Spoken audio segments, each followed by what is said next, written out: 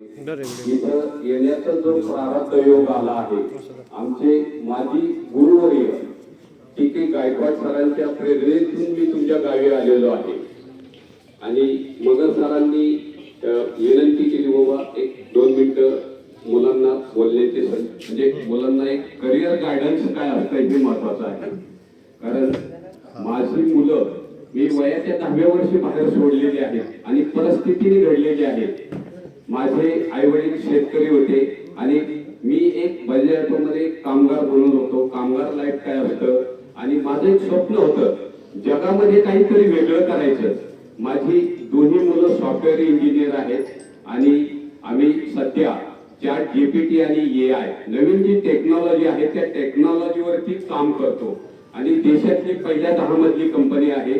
मुलगा माझा जपानमध्ये सॉफ्टवेअर इंजिनियर होता. 36 लाखाचा जॉब कोरोना काळामध्ये त्याने सोडला आणि कोरोना काळामध्ये आपल्याला सगळ्यांना माहिती आहे लोकांच्या नोकऱ्या गेल्या, बिझनेस संपले. पण ऑनलाईनच्या जमान्यामध्ये आम्ही एक स्टार्टअप चालू केलं. व करायचं काय, 10वी नंतर काय, 12वी नंतर काय आणि आफ्टर ग्रॅज्युएशन नंतर काय. जवळजवळ महाराष्ट्रामध्ये 36 लाख विद्यार्थी बोर्डला बसतात. त्याच्यावरती आम्ही काम केलं. खूप मोठी इंडस्ट्री आहे पण लाखो रुपये खर्च करायचा आई वडील मुलांवरती विश्वास ठेवत नाही. ती इंडस्ट्री आम्ही सोडली. मग जसं क्रिप्टोकरन्सी 24 तास मार्केट चालतं, शेअर मार्केट चालतं, त्याच्यावरती आम्ही काम केलं. त्याच्यानंतर आम्हाला 26 नोव्हेंबर 2022 ला US मधून कन्सेप्ट आला चॅट जीपीटी आणि AI. आम्ही नवीन नवीन काहीतरी शोधत होतो. तो कन्सेप्ट हाती पडायला आणि त्याचं सोनं बनवायला एक निमित्त झालं. आज देशामध्ये जे काय आहे, जगामध्ये जे काही चालतं, नवीन टेक्नॉलॉजी अपडेट होतं, त्याच्यावरती आपण काम करणार आहे. आज ज्या तुमच्या शाळेला जे विद्यार्थी घडणार आहेत, विद्यार्थी हे देशाचा आधारस्तंभ आहे. मुलांनी प्रामाणिकपणे अभ्यास करणं, जिद्द, मेहनत, चिकाटी ह्या गोष्टी पाळणं. पहिला आदर, आई वडिलांचा सन्मान करायला शिका. नंतर गुरुजनांचा सन्मान करायला शिका. खूप काही हे आपल्यापाशी आहे. आपण एकटं जरी वाटत असलं, आपण एकटं नाहीये, लक्षात घ्या. आपला जो आत्मविश्वास आहे, जायचं कुठं, जाण्याच्या आधी तुम्ही निर्णय घ्या, ज्याला डिसिजन मेकिंग म्हणतात. जर आपल्याला पुण्यावरून मुंबईला जायचं तर आपण वेळेचं भान ठेवलं पाहिजे. स्वतःमध्ये टाइम मॅनेजमेंट पाहिजे, अवेअरनेस पाहिजे. तर सगळ्या गोष्टी जर आपल्यापाशी आहेत तर आपण जागा का चुकतो. तुकाराम महाराजांनी सांगितलेलं आहे, युलेस रोप लाविले जरी त्याचा वेलू गेला गगनावरती. सगळं आपल्यापाशी आहे, सगळं आपल्या माइंड मध्ये आहे. लक्षात घ्या. आपण जायचं कुठं, जाण्याच्या अगोदर निर्णय काय घ्यायचा, आपण सगळं आपल्या स्वतःपाशी आहे. गुरुजनांनी जे शिकवलेलं आहे त्याचा आदर करणं, आजचा अभ्यास आजच करणं, तो उद्यावरती टाकू नये. कारण उद्या परत दुसरा लोड आपल्यावरती येणार आहे. लक्षात घ्या. कारण शिक्षक जे शिकवतात सगळ्या विद्यार्थ्यांना सारखं शिकवतात. लक्षात घ्या. एका क्लासमध्ये 50 विद्यार्थी असतात पण प्रत्येकाची कॅप्चर पॉवर वेगवेगळी असते. लक्षात घ्या. आई वडील एखाद्या विद्यार्थ्याला जर 50% मार्क पडले, एखाद्याला 90% मार्क पडले, तर आई वडील 50%च्या विद्यार्थ्याची तुलना 90%शी करतात. ठीक आहे, काही हरकत नाही. आज जी शिक्षण प्रणाली आहे नुसती मार्कासाठी पळापळ चालू आहे. लक्षात घ्या. आज जी महाराष्ट्र शासनाची एज्युकेशन सिस्टीम जी बदललेली आहे, 2020 ला जी लागू केलेली आहे ती 2024 ला इम्प्लिमेंट झालेली आहे. पूर्वी जे फिजिक्स मॅथ केमिस्ट्रीला वेटेज द्यायचं ते वेटेज आता संपलेलं आहे. आता 50% वेटेज तुमच्या आवडीला आहे. कुणाला खेळात प्रावीण्य मिळवायचं असेल, कुणाला गेम मध्ये असेल, वेगवेगळे काय असेल, 50% वेटेज सिलेबसला आहे आणि 50% तुमच्या आवडीला आहे. तुम्ही काय करायचं, फक्त आपल्यामध्ये प्रामाणिकपणा खूप मोठा पाहिजे.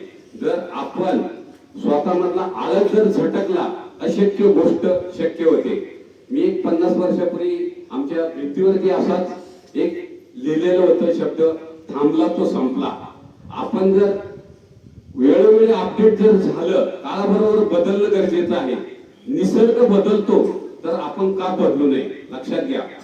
कोरोना काळामध्ये निसर्गाने आपल्याला दाखवून दिलेलं आहे माणसाची पोझिशन काय आहे. माणसं घरामध्ये असायची, जनावरं बाहेर फिरत होती. म्हणजे जीवनामध्ये वाढलेला अहंकार जर कमी केला, नम्रशील जर धारण केलं तर खूप काही आपलं जीवन सक्सेसफुल होत असतं. लक्षात घ्या.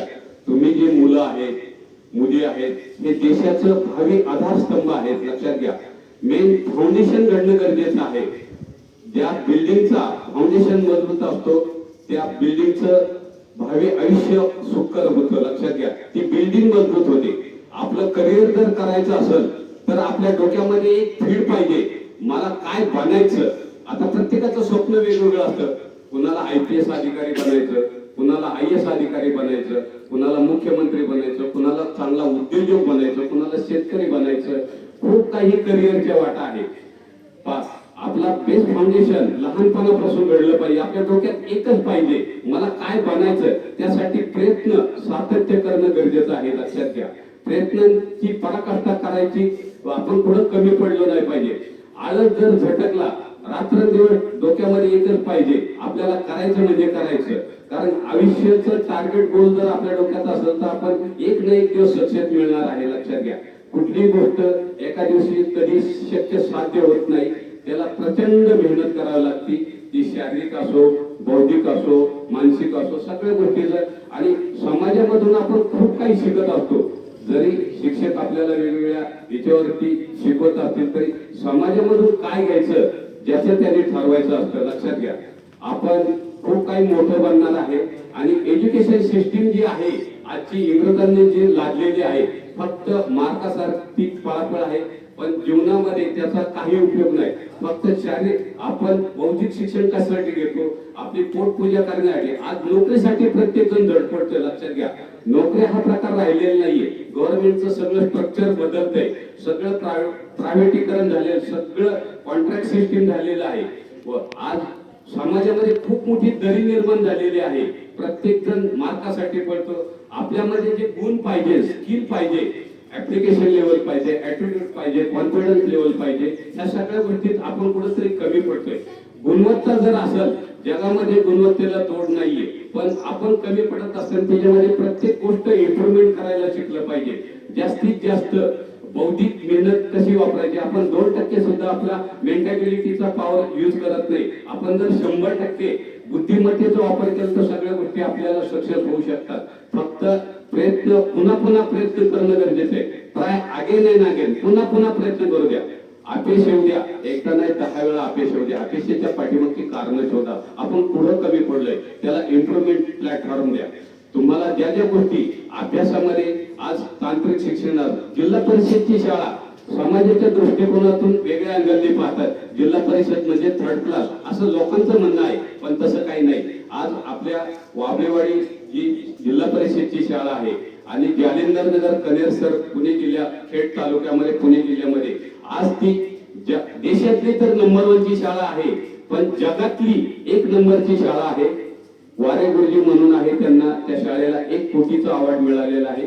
पुढच्या 15 तारखेला ते दुबई, अबुधाबी या ठिकाणी प्रोग्रामसाठी जात आहे. आणि त्या शाळेवरती मी भेट दिली आणि जे सर्वसामान्य माणूस काय करू शकतो जगात त्यांनी एक आदर्श निर्माण केलेला आहे. लक्षात घ्या, काय होऊ शकत नाही असं काही नाही.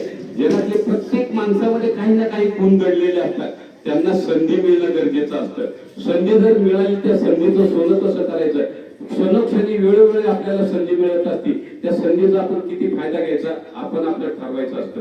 लक्षात घ्या, 10वी नंतर काय, 12 नंतर काय, आफ्टर ग्रॅज्युएशन नंतर खूप काही संधी आहे.